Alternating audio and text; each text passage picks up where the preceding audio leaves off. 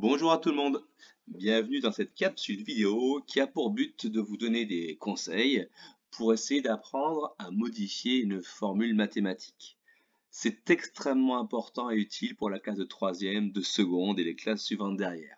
Alors je sais que souvent ça vous fait un peu peur, un peu suer, mais vraiment une fois qu'on a compris la méthode, c'est toujours un peu la même chose on va dire, hein. Donc il faut faire cet effort-là. Je vais vous donner un max de conseils pour y arriver. Alors déjà, il nous faut une formule mathématique. Donc j'ai pris une formule que vous avez vue en quatrième, qui est la formule en fait qui permet de calculer la distance que parcourt un objet, qui bouge bien sûr, hein, pendant un certain temps. Donc le d veut dire distance, le d qui est ici, le v qui est là est la vitesse de l'objet, et t c'est le temps pendant lequel il bouge. Donc, pour faire un petit rappel, imaginons qu'on ait une voiture. Bon, je sais que cette voiture-là n'est pas homologuée, je sais qu'elle ne peut pas rouler à 100 km/h, sinon il lui arrivera des bricoles. Mais imaginons qu'elle roule à 100 km/h. Quelle distance aura-t-elle parcouru en 2 heures? La question est quelle distance? La formule ici est adaptée parce que c'est une formule pour calculer des distances, justement. Donc, on réécrit sa formule, et ensuite, on remplace chaque lettre par le chiffre qui lui correspond. V est la vitesse de la voiture, donc on va mettre le 100 de 100 km/h. T est le temps de parcours, donc elle parcourt un temps, enfin elle roule pendant 2 heures, donc on va mettre le 2 à la place de T. 100 fois 2 égale 200, elle aura parcouru 200 km. D'accord? En sachant qu'on a les bonnes unités, parce qu'ici on avait des heures pour 2 heures et des kilomètres par heure. Donc ça là ensemble, et donc on a bien une réponse en kilomètres. Là, tout va bien parce que la formule était adaptée. C'est pas toujours le cas. Calcule la vitesse de cette moto. La question, c'est calcule la vitesse. La formule ici, c'est pour calculer des distances. Il faut donc la modifier. Pour ça, je vais vous montrer deux méthodes.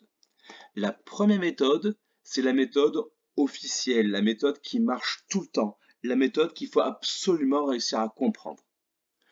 Ensuite, je vous montrerai une deuxième méthode, mais qui ne marche pas tout le temps, qui est un peu un espèce de truc pour essayer de se débrouiller quand vraiment on n'arrive pas à faire la première. Mais vous êtes tous capables d'arriver à faire cette première méthode, donc il faut essayer de s'accrocher pour essayer d'y arriver, parce que vraiment, voilà, une fois que vous l'avez, ça devient assez facile. Donc, on y va. On veut donc calculer une vitesse. Donc la formule doit commencer par V égale, pour calculer une vitesse. D'accord? Donc il va falloir modifier cette formule du haut pour avoir un V égal. Alors on y va. On reprend la formule qu'on a apprise en classe. La première chose, il faut bien comprendre que le égal, c'est comme une balance à plateau. D'accord? Vous savez, ces balances qui sont équilibrées quand on a la même chose de chaque côté. Et bien ici, le égal, c'est comme une balance. Ça veut dire que le D qui est là vaut le même chiffre que le V fois T qui est ici. Ça veut dire ça. D'accord? Alors on y va. Ici, on veut avoir V égal, on veut un V tout seul. Là, le V, il est avec un fois T à côté de lui.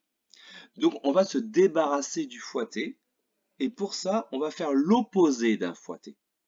Et l'opposé d'un multiplié par T, c'est un divisé par T.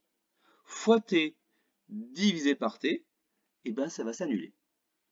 Mais en faisant ça, j'ai rajouté d'un côté de la balance quelque chose. Elle n'est donc plus équilibrée. Mon égal ici n'est plus vrai. Pour que ça redevienne un égal qui soit vrai, que la balance redevienne équilibrée, il faut faire exactement la même chose de l'autre côté. Ça veut dire que ici, si j'ai fait un divisé par t de ce côté, je dois faire la même chose de l'autre côté pour que ça redevienne équilibré. Je fais un divisé par t de ce côté-là, et ma balance redevient équilibrée puisque j'ai fait la même chose de chaque côté. Donc mon égal est toujours vrai. Maintenant, fois t divisé par t, ça s'annule, donc je peux les enlever. Et ça y est, je trouve mon V égal tout seul.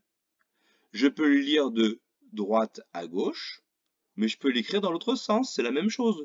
Je peux très bien écrire V égale D divisé par T. Voilà, ça c'est la même chose que ce qui est écrit ici, mais en lisant d'un côté ou de l'autre.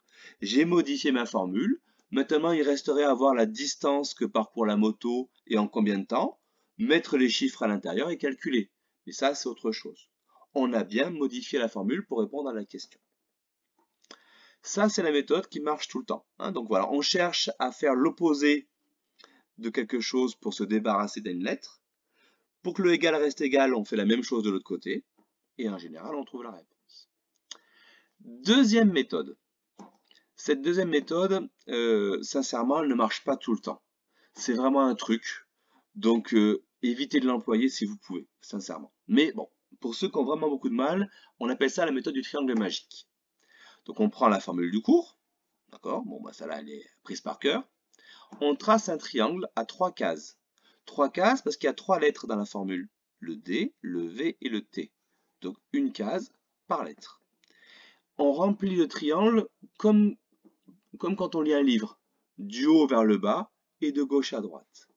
Le D, qui est la première lettre de la formule, on la met donc en haut. Pour le V, on fait comme quand on lit un livre. On descend et on va à gauche. Donc ici. Et après le T, ici. La question était calcule la vitesse. Donc on voulait V égale. Le V est placé. On vient de l'écrire, on sait que ça commencera par V égale. Donc le V, on peut s'en débarrasser dans le triangle, on peut le cacher avec une main. Comme ça, on vient de l'écrire, donc on n'en a plus besoin. Regardons ce qu'il nous reste dans le triangle. D divisé par T. V égale D divisé par T. On retrouve la même formule que tout à l'heure avec le truc. Mais sincèrement, ça ne marche que pour les formules à 3 lettres. C'est pas la technique la plus, à mon avis, la plus efficace dans l'optique d'aller au lycée l'année prochaine. Voilà, j'espère que ça vous aura aidé. On va s'entraîner en classe. Bon courage à tout le monde. Au revoir.